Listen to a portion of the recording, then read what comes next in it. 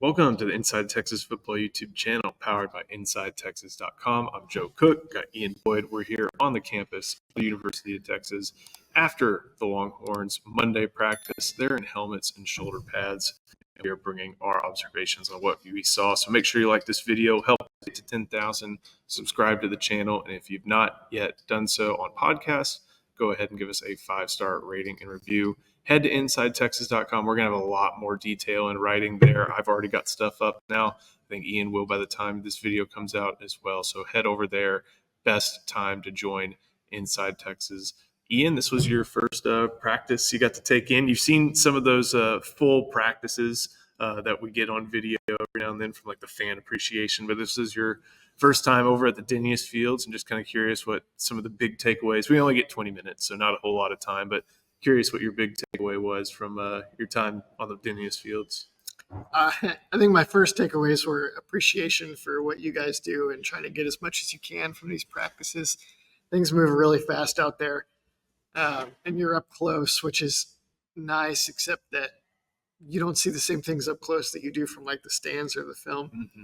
Honestly, if I hadn't managed to film a couple plays, I don't know that I would have been able to see much. My eyes are not trained to taking it all in from the sideline that fast, but fortunately we were able to get a little bit of video and to spot a couple things that'll be pretty interesting for you guys. So obviously the depth chart is the real one is what's behind closed doors when they're scrimmaging, when they're going through ones and twos. But there was one interesting thing that we saw when the first team defense was on the field, and usually they do stretching, special teams, and then a little bit of routes on air. Today they did something a little different.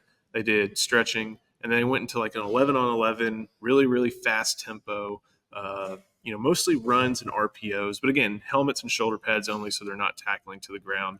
But we saw at free safety, it was Jelani McDonald, and that's someone who, Texas recruited as a linebacker with Jeff Choate.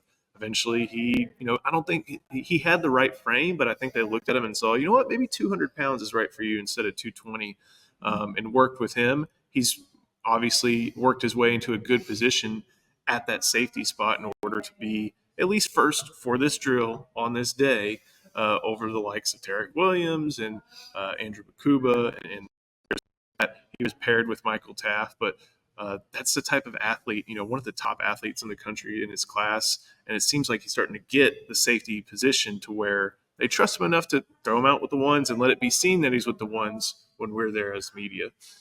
Yeah, it's interesting. I mean, first of all, McDonald, like you said, I think maybe they just realized that he moves so well that he can play at safety and doesn't have to be at linebacker. They had him, with Gilbo and Taft. Mm-hmm. Gilbo at star, Taft at boundary safety. And then the other unit was Makuba with Williams and Barron. Mm-hmm. And also with Kobe Black and Warren Roberson. Mm-hmm. So on the second team on the second team secondary. So they were really mixing and matching guys. Just I guess getting everybody comfortable with each other. It's hard to know how much to make of that. I don't think Barron or Makuba are going to be on the bench. The pairing is actually really surprising. I wouldn't have thought Taft with McDonald in terms of skill sets. I feel like they have kind of overlapping skill sets because they're both like big run stoppers, and neither of them are like man-to-man coverage guys. Unless McDonald has that in his bag, maybe we'll find out. One of the things is also like the first scrimmage is this upcoming Saturday. We haven't had that yet.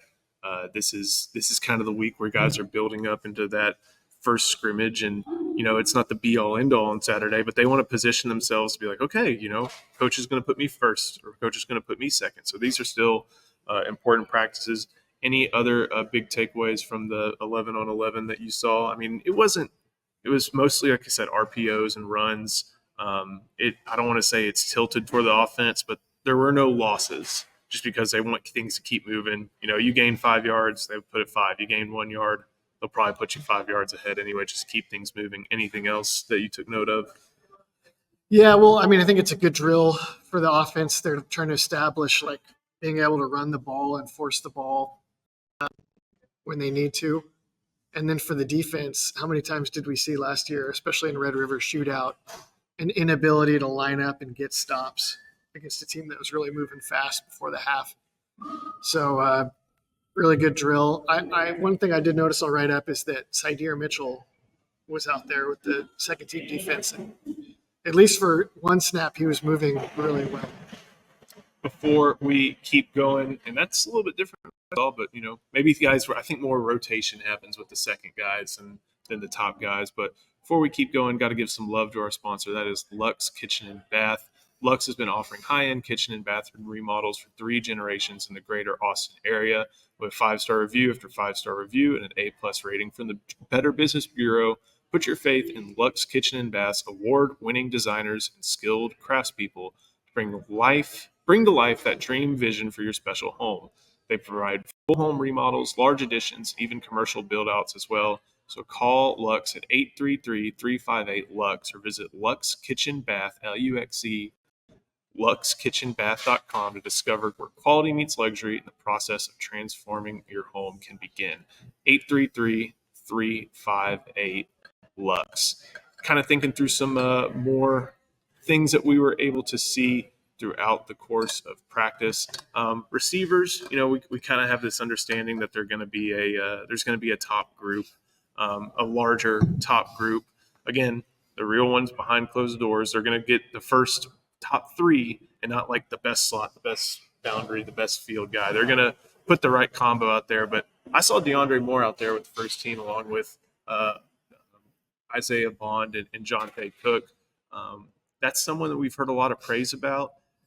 People aren't comparing him to Jordan Whittington, but they see that he could take on maybe a Jordan Whittington type role, being a very good field blocker, being someone reliable in the slot. But then you're doing it at somebody else's expense. If you have a receiver like Matthew Golden, who was a second team slot, or maybe even Silas Bolden, who you can move around, and Ryan Wingo, it's a wealth of riches that Texas hasn't had in a while. But at the same time, DeAndre Moore is someone who's been praised a good amount for what he's done throughout camp, and to maybe be in that Jordan Whittington type role. He's pretty big, like Jordan Whittington. These guys have definitely filled out on campus.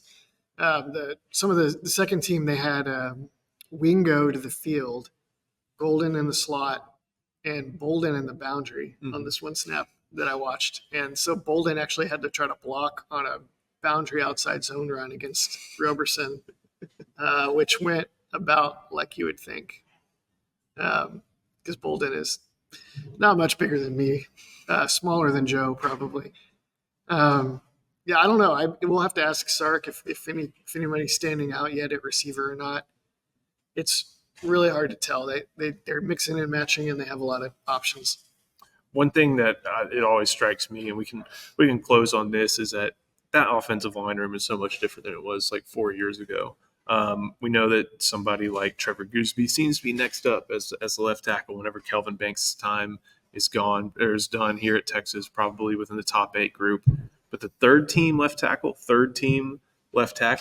is a junior in Malik Agbo, who has played a lot of football for Texas. And I think that kind of speaks to where the offensive line is now. A starter, former freshman starter in Cole Hudson, is your second right guard. Like, coaches like to talk about having 6 to 8 guys they really trust. They obviously prefer 8, 9 if they can over 6.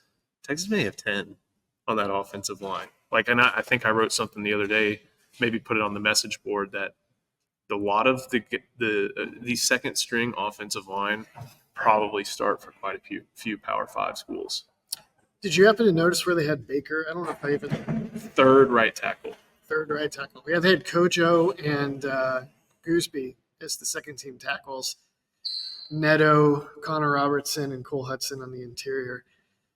A lot of those guys have played meaningful football at this point. So absolutely, they are surprisingly, maybe not surprisingly, but they are very deep on the offensive line now. It helps to be old at that position. So yeah. Thank you for watching this video. Make sure you head to InsideTexas.com. Again, my insights are up. Ian's will be up soon.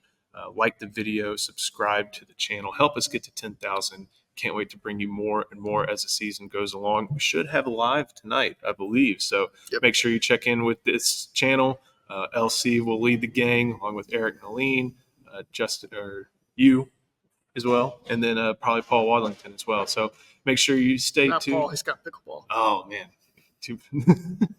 I don't even know where to go with that one. So with that, we'll end it. Thank you for watching this video. We'll see you next time on the Inside Texas Football YouTube channel, powered by InsideTexas.com.